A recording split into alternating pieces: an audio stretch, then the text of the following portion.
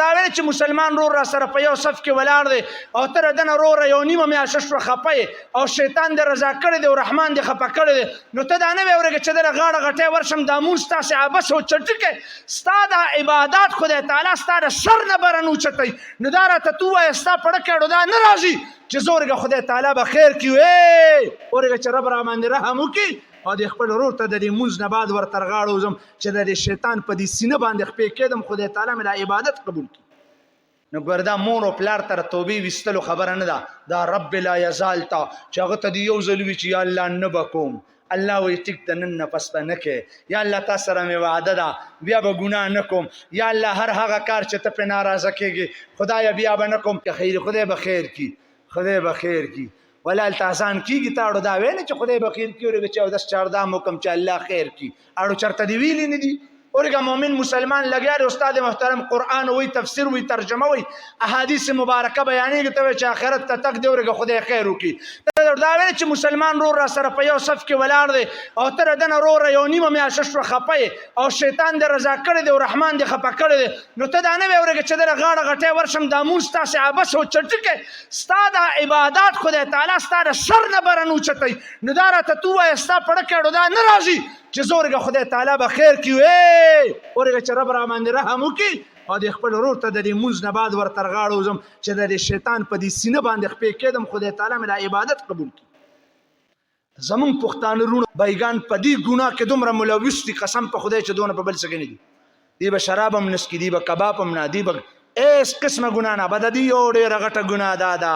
دی په پوټي پوټي خبره باندې تا ته خپې اړمه یو ټرالۍ باندې د راکاږي لږ د خدای تعالی نه یره پکار ده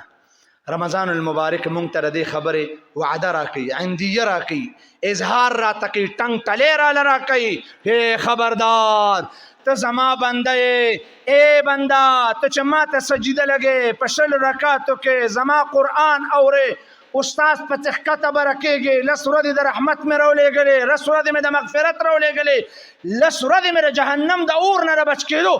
ومنه چې ته د رحمت دا هر څه په خپل سر نشي اخیستی دا مغفرت هم تا ته هسې نشي میلاوېدی د جهنم د سرو لمبو نه چې مې تا لږ ور نجات درکولو په اراده باندې رمضان المبارک در اولېږه دا تا په خپل سر باندې نشو کولی دا ما تا له ویډیا درکو د رمضان المبارک میاشت مې در باندې راوسته دا مونږ 11 میاشتو کې کولی شو نشو کولی په ایماندارۍ وکړو نشو کولی الله را په دې میاشت کې همت هم راکړي استقامت هم راکړي والله ډېر داسې ملګري مې ولیدل چې دې ټوله شپه په خوب د غفلت باندې پراته وي خو چې کله د رمضان المبارک میاشت وي ماشاءالله دې 3 بجې پاڅېدلي وي اسم پېشمني وي تیارېږي راشه چې یو 4 رکعات وکړو او منم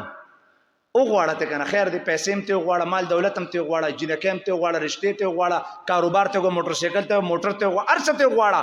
خو سجده خو ورته ولګوه که نه دې ټول کمال خدای تعالی دې سجده کې ایښی چې سجده دې ورته ولګوله نو دا خو ضروریات دي د دنیا که نه نو خدای تعالی خو تعالی ضروریات درکوي که نه هغې نه خو هغې انکار نه دی کړی ظالمه تا د عبادت نه انکار کړی دی نو د عبادت نه به انکار نه کوو واپس پر خدای تعالی دربار ته راځو او الله تعالی ته به توبه طایب کیږو د رمضان المبارک ته مقدس میاشت دی د ټولو نه لوی سبق لوی عبرت د ټولو نه لوی قدم په رمضان المبارک کې خدای تعالی ته توبه ویستل دي لاول زه او بیا تاسو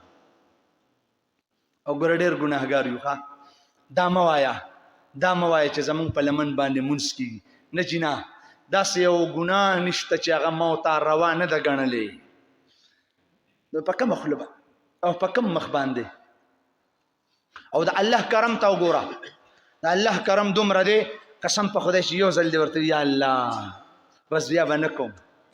نو ګوره دا مور او پلار ته د توبې ویستلو خبره نه ده دا رب لا یزال ته چې هغه ته دې یو ځل وي چې یا الله نه به کوم الله وایي ټیک ده نن نه پس به نه کوې یا الله تا سره مې وعده ده بیا به ګناه نه کوم یا الله هر هغه کار چې ته پرې ناراضه کېږې خدایه بیا به نه کوم